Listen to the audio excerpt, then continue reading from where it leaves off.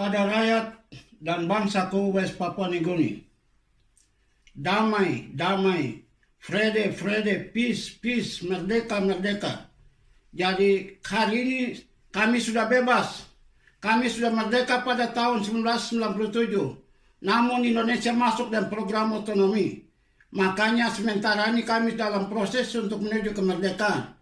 Saya minta kepada seluruh rakyat West Papua Nugini harus berdiri dan bersatu di dalam ikatan persaudaraan sebangsa West Papua Nugini supaya kami bisa menerima kemerdekaan dengan cepat. Aksi konter Indonesia terhadap kemerdekaan Deklarasi Negara Republik West Papua Nugini 27 November 1997. Proklamasi 27 November 1997 di kantor Presiden Parlemen Eropa memiliki makna besar dalam hukum dan politik bagi kemerdekaan rakyat dan negara West Papua Nugini, sehingga Indonesia sebagai negara jajahan dalam keadaan panik.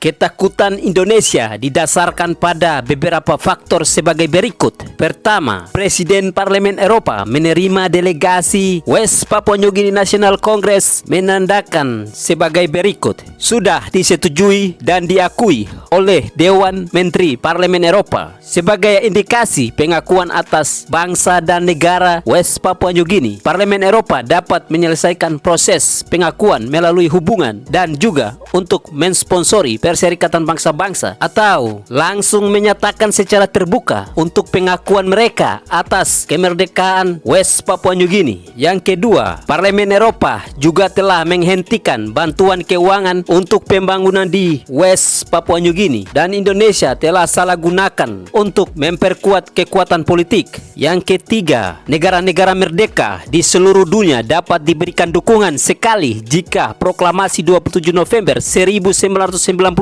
didukung penuh secara tiba-tiba oleh seluruh rakyat West Papua Nugini. Selanjutnya, yang keempat, pada tanggal 22 Mei 1998, 16 Kongres Amerika Serikat menulis surat kepada Presiden B.J. Habibie untuk dialog bebas terbuka yang luas bagi rakyat Timor Timur dan West Papua Nugini untuk memutuskan masa depan politik mereka. Berikutnya, yang kelima, Dewan Gereja-Gereja Dunia dan Gereja-Gereja Ekumenis Indonesia mengadakan konferensi di West Papua Nugini, Irian Jaya, di Bali, Indonesia, mulai tanggal 14 sampai tanggal 16 Juli 1998. Dan keenam, tekanan ekonomi dan politik yang sangat kuat datang dari Amerika Serikat, Eropa, Bank Dunia, IMF yang menyebabkan krisis besar bagi Indonesia. Tekanan internasional sebagai faktor penting yang dapat dibuka oleh Presiden B.J. Habibie untuk Timor Timur, referendum rakyat Timor Timur,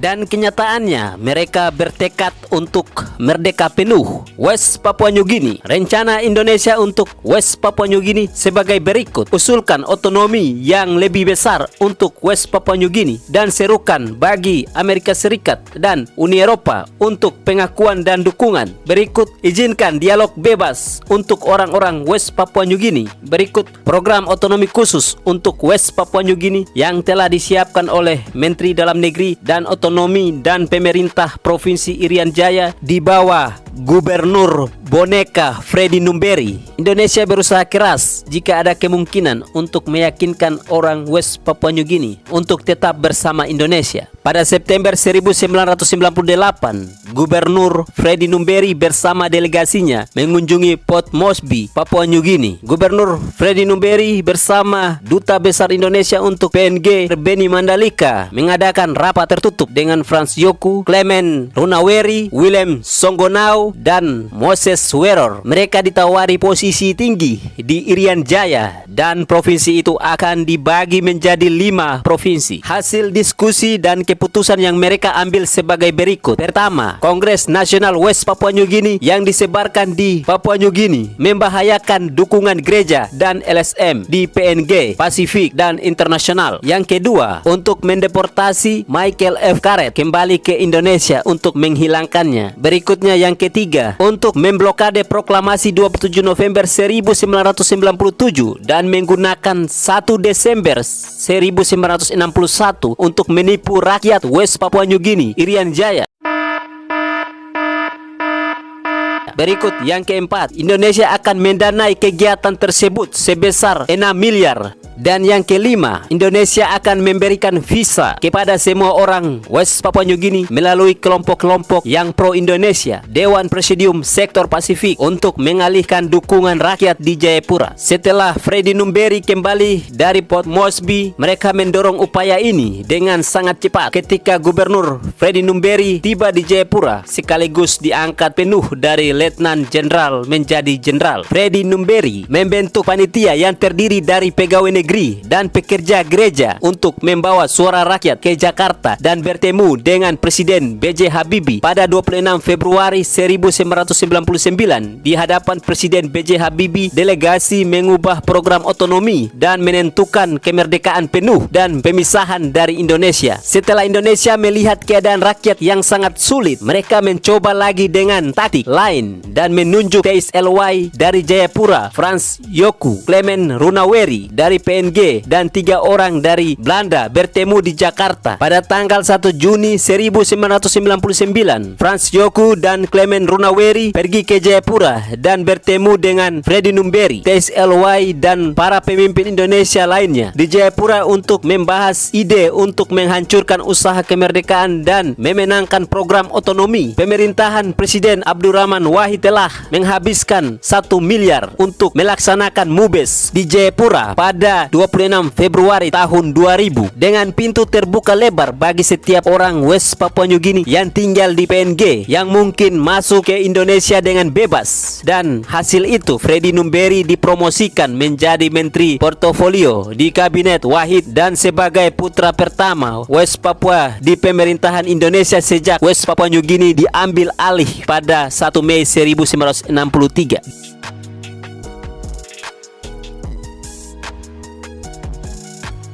Dubes Indonesia untuk PNG, Benny Mandalika bersama Frans Yoku dan Clement Runaweri sempat menanyakan kepada Michael Carrett dan Francis Merino apakah keduanya bisa bertemu beberapa kali di Port Moresby untuk meyakinkan mereka agar mendukung program yang ada. Namun Kongres Nasional West Papua New Guinea selalu menolak permintaan mereka. Pada tanggal 29 Mei sampai 4 Juni tahun 2000, Indonesia mensponsori pertemuan lain di Jayapura yang mengubah nama Dewan Papua menjadi Kongres Papua untuk mengalihkan perhatian dan dukungan internasional terhadap upaya otonomi khusus Indonesia. Tetapi pada kenyataannya mayoritas rakyat menyerukan kemerdekaan penuh. Ini adalah drama yang benar-benar terjadi sekarang di West Papua New Guinea, Irian Jaya. Kami sangat berharap Presiden dan pemerintah Indonesia segera mengambil tindakan untuk mengakui kemerdekaan Republik West Papua New Guinea.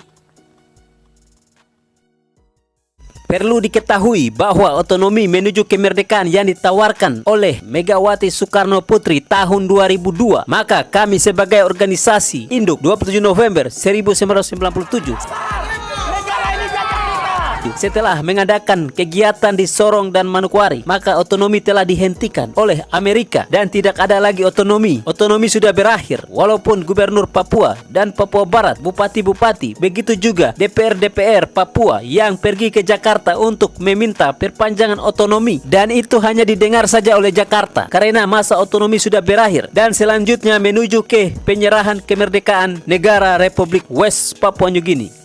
Saya perlu memberitahukan bahwa sejak West Papua New Guinea National Congress sebagai lembaga nasional, lembaga legislatif yang pertama kali berdiri di Papua New Guinea, telah mengangkat saya menjadi presiden dari West Papua New Guinea National Congress, dan atas nama rakyat saya telah memproklamirkan kemerdekaan negara West Papua New Guinea di Parlemen Eropa pada tanggal 27 November 1997. Sejak itu kami menggunakan nama negara Republik West Papua New Guinea.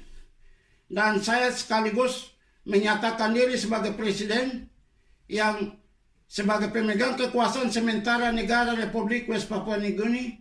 Dan apabila proses kemerdekaan diatur, maka akan diserahkan.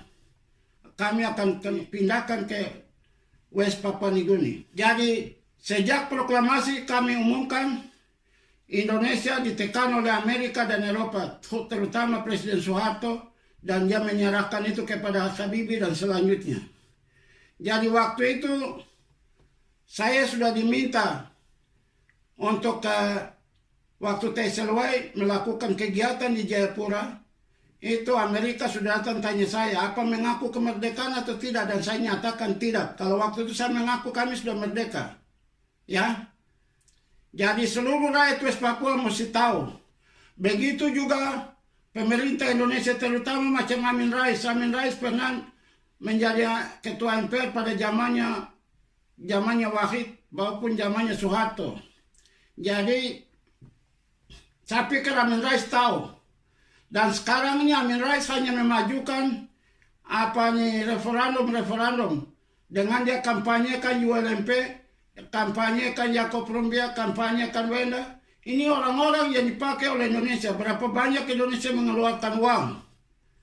Jadi baik TSLY, baik negara federasi, baik Beni Wenda, semua atau ULMP itu ada pada program kompromi.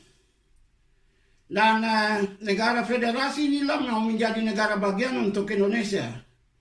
Apakah negara federasi di Papua bisa memaksakan provinsi lain yang ada di Indonesia menjadi negara bagian semua? Dan zamannya tahun 49 waktu pengakuan Belanda, itu Indonesia masih menjadi negara RIS, negara Indonesia Serikat. Itu atau negara federal atau negara bagian yang sekarang orang ada bicara-bicara.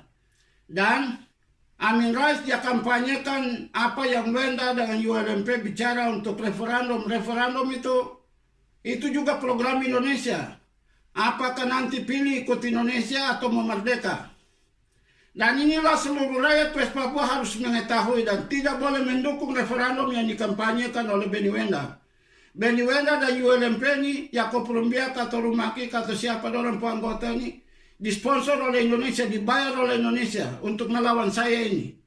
Jadi saya minta supaya seluruh rakyat West Papua, mahasiswa pemuda yang kampanye banyak-banyak di West Papua, jangan lagi berbicara soal referendum. Sebab saya sudah memproklamirkan kemerdekaan. Proklamasi kemerdekaan itu merupakan jawaban yang tepat. Itu di Amerika dan di Eropa. Kira-kira nanti PWM ini itu gimana? Merdeka langsung berdasarkan proklamasi atau masih menerima tawaran Indonesia untuk referendum? Saya pikir Indonesia tidak akan menawar referendum sebab Indonesia itu mandataris pembangunan. Dan apalagi spesial untuk soal otonomi yang sekarang. Otonomi itu Indonesia harus melaporkan ke PBB. Apakah kemajuan pembangunan yang ada bukan hanya pembangunan fisik tetapi juga pembangunan politik. Ingat, otonomi di Papua itu bertentangan dengan masalah pelanggaran hak asasi. Pelanggaran hak asasi ini berhubungan dengan perjuangan rakyat Papua untuk memerdeka secara politik. Bukan hanya soal hak asasi saja. Hak asasi itu sebagai akibat daripada perjuangan untuk merdeka atau secara politik. Jadi sekarang ini saya minta supaya seluruh rakyat, terutama mahasiswa pemuda yang kampanye sini sana, segera stop dengan kampanye tentang referendum. Referendum itu apakah kamu mau ikut Indonesia atau mau merdeka? Ini nanti pilihan dua ini yang dikasih. Tetapi menurut saya tidak akan, sebab saya sudah proklamirkan kemerdekaan. Jadi apa yang muncul di belakang, mulai dari TSLY, mulai dari Beni Wenda, KNPBB, apa nih federasi, semua ini muncul di belakang saja. Yang jadi masalah pertama adalah proklamasi 27 November di Parlemen Eropa. Dan saya sedikit pun tidak akan mundur.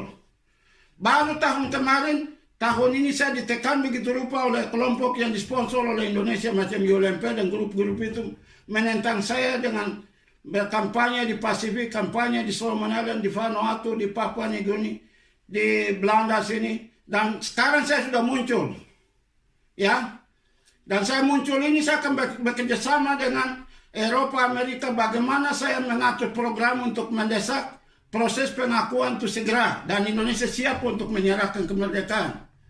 Saya minta jangan lagi macam Ketua MPR atau Mahfud MD atau Amin Rais bicara-bicara hal yang tidak benar di Jakarta untuk membingungkan orang, ya. Jadi harus berbicara terbuka bahwa otonomi ini sebagai persiapan untuk kemerdekaan. Dan kemerdekaannya kepada siapa? Sayalah proklamator kemerdekaan dan saya tetap tuntut. Jadi biar kamu Badan Intelijen Indonesia atau pemerintah Indonesia mempromosikan Beni Wenda, bikin kacau keadaan dari 1 Desember kemarin, atau dari federasi, saya tidak akan mundur. Kamu membingungkan rakyat di Papua, tetapi saya sebagai kepala masih ada bebas di sini. Saya tetap mendesak terus bagaimana untuk proses penyerahan harus diatur. Tahun 2002 bulan Oktober, pemerintah Australia sebagai tanggung jawab regional, mereka memintakan Indonesia mensponsori Southwest Pacific Forum bertemu di Jogja. Dan New Zealand dengan Papua Nugini minta untuk jadi mediator. Tetapi Alexander Donald, Menteri Luar Negeri Australia, menyatakan bahwa kasih kesempatan kepada Indonesia untuk melaksanakan otonomisasi luas. Kalau mereka tidak mampu, baru kita masuk ke langkah berikut, yaitu berbicara soal kemerdekaan West Papua. Jadi saya pikir masalah ini bukan masalah rahasia lagi bagi Indonesia.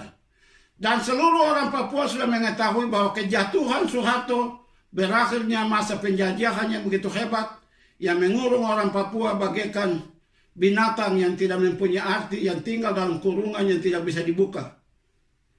Tetapi kurungan atau sangkar itu sekarang sudah terbuka dan burung-burung yang terkurung akan terbang sini sana tanpa ada hal yang menghalangi. Jadi orang Papua sekarang itu sudah tidak ada yang menghalangi. Mengapa sampai pemerintah pusat tanya ke pemerintah daerah, Provinsi Papua Barat atau Papua tentang otonomi? Mengapa mereka masih bertanya terus kepada kemauan rakyat, keputusan rakyat? Bagaimana kebijaksanaan pemerintah daerah? Atau program yang diajukan dari bottom up, atau dari bawah ke atas ke pusat, dari daerah ke pusat. Sedangkan Indonesia kalau merasa bahwa dia punya kekuasaan itu lebih mutlak, mengapa tidak dari atas menginstruksikan langsung? Tidak perlu dengar dari bawah. Jadi saya kasih tahu kepada seluruh rakyat, kami sudah merdeka. Walaupun tawaran otonomi dari Presiden Habibie, Wahid dan Megawati kepada Amerika sebagai persiapan untuk kemerdekaan diputar-putar ke sana kemari, tapi kami akan mengatur. Saya ini akan mendesak terus. Kalau Indonesia masih putar-putar, Amerika dan Eropa akan memberikan pengakuan langsung bagaimana untuk mendesak Indonesia keluar. Indonesia biar dia memberikan komando macam-macam, mempertahankan tanah sejengkal yang mereka punya itu ada di Jawa atau mungkin batas Ambon ke sana. West Papua bukan mereka punya tanah. Rakyat West Papua bukan mereka pun rakyat. Jadi saya sampaikan supaya semua orang, terutama pemuda, mahasiswa, jangan terlalu terpengaruh dengan propaganda di media-media sosial di Indonesia. Beni Wenda dia tidak melakukan sesuatu. Dia tidak proklamirkan kemerdekaan.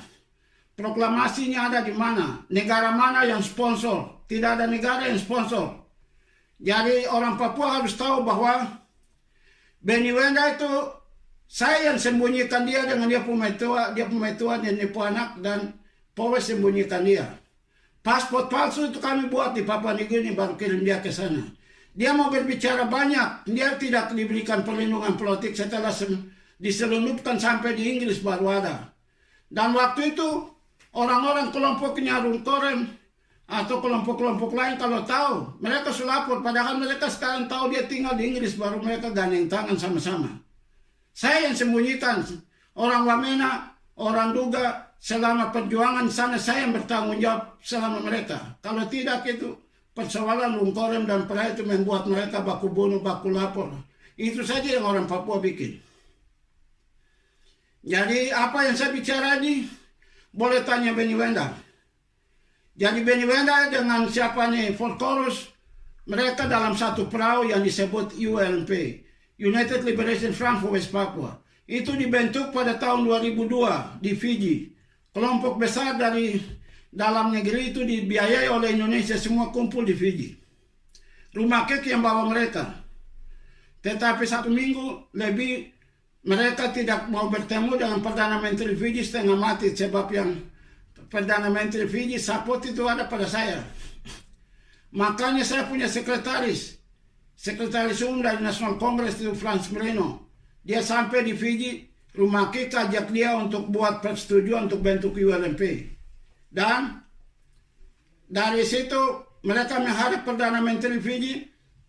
Perdana Menteri Fiji dia telepon Duta Besar Fiji di Papua Nugini. Tanya Michael, apa Michael sudah kasih persetujuan sehingga Merino dia bisa buat persetujuan membentuk United Liberation Movement for West Papua. Saya bilang tidak. Makanya Merino kembali, saya langsung Bapak Womsiwor, Bapak Marian, orang tua-tua ini mendesak saya untuk tidak boleh kerjakan dia lagi. Ya.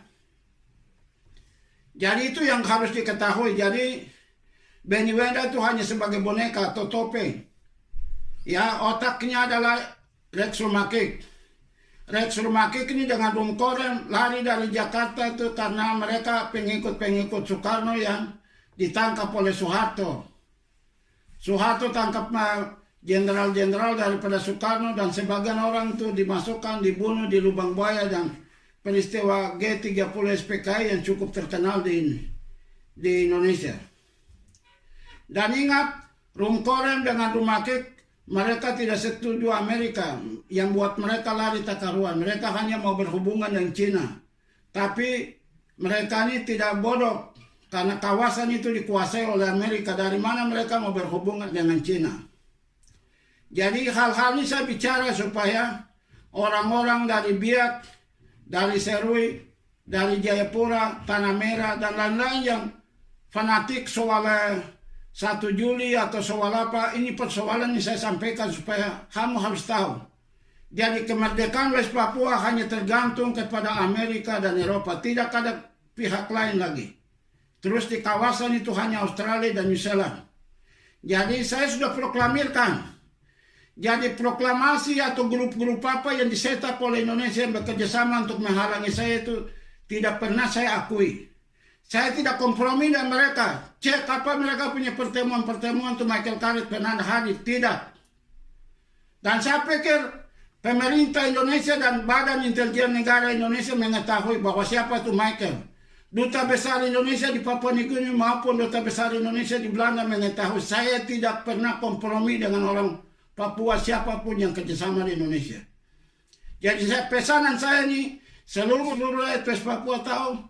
Dan khususnya kelompok-kelompok mahasiswa pemuda West Papua harus mengetahui.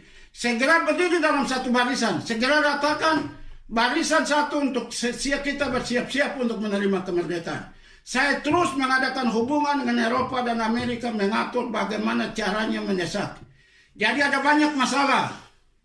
Saya pikir bahwa pemerintah Indonesia maupun orang-orang terpelajar West Papua mengetahui berapa banyak uang yang disedot mulai dari tahun 63-64 kekayaan West Papua disedot ke Indonesia. Indonesia zaman itu tidak kemerdekaan, tidak ada gedung yang tinggi di Jawa, tidak ada jalan-jalan istimewa di sana, pembangunan di beberapa provinsi, jalan-jalan yang dibangun di Nusa Tenggara Timur, di Sumatera, di Sulawesi, semua adalah uang-uang kekayaan yang diangkat dari West Papua. Jadi sudah cukup. Presiden dan pejabat tinggi Indonesia menghargai orang Papua dan harus serahkan. Tidak bisa lagi untuk mau membuat untuk kembali menjajah. Jadi program otonomi persiapan kemerdekaan ini mulai dari SBY dan Jokowi ini buat seolah-olah mereka mau berkuasa kembali. Tidak mengumumkan secara jelas tentang waktu untuk kemerdekaan West Papua diserahkan. Jadi saya sampaikan lagi, propaganda tentang Beni Wenda jangan rakyat dengar. Tidak ada arti. Itu Indonesia yang memperbesar-besarkan untuk membingungkan rakyat di Papua situ. Tidak proklamasi 1 Desember, tidak ada proklamasi. Siapa negara mana yang sponsor? Lupakan saja. Sebab pemerintahnya, jadi kita sudah punya wilayah, kita punya rakyat, tetapi pemerintah tidak berdaulat. Apa yang diumumkan oleh Beni Wenda itu namanya pasang keranjang di atas angin atau bawa keranjang timba air. Tidak ada barang yang nanti isi yang tinggal. Dan dia punya kuncinya adalah negara besar yang mensponsori dan mengakui kemerdekaan baru, ada kedaulatan. Jadi pemerintah tidak akan berdaulat apabila tidak ada international recognition atau pengakuan internasional. Tapi West Papua New Guinea National Congress, Amerika, Eropa yang mensponsori proklamasi di Parlemen Eropa.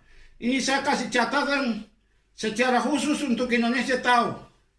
Presiden Indonesia atau Ketua MPR yang bertindak soal Wenda, coba telepon Parlemen Eropa atau Amerika tentang proklamasi Parlemen Eropa. Apa dia bisa telepon? Atau Presiden Indonesia? Silakan. Jadi ini saya tekan dan saya harap supaya seluruh orang Papua tahu dan tidak perlu terpengaruh dengan propaganda Indonesia yang tidak benar, tidak ada arti. Itu yang saya sampaikan.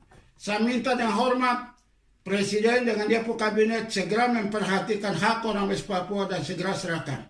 Secara baik, segera atur bersama Parlemen Eropa dengan Amerika untuk proses penyerahan kemerdekaan. Saya tahu bahwa Amerika yang bekerja sama dengan Indonesia soal itu ada pada Council of International Relations yang ada di White House. Mereka akan bekerja sama dengan sekretaris negara di Amerika dan bagaimana proses kemerdekaan harus diatur. Begitu juga dengan Australia. Itu yang saya sampaikan supaya masa depan Indonesia bisa dihargai, segera atur dan menyerahkan. Jangan terus terlalu jahat atau melakukan kelakuan macam anak nakal, itu segera dihentikan.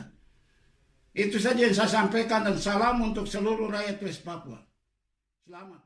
Jangan lupa bagikan ke teman-teman Anda terkait informasi penting mengenai kemerdekaan negara Republik West Papua New Guinea. Subscribe agar mengikuti perkembangan berita terbaru tentang proses kemerdekaan negara Republik West Papua New Guinea. Terima kasih, selamat.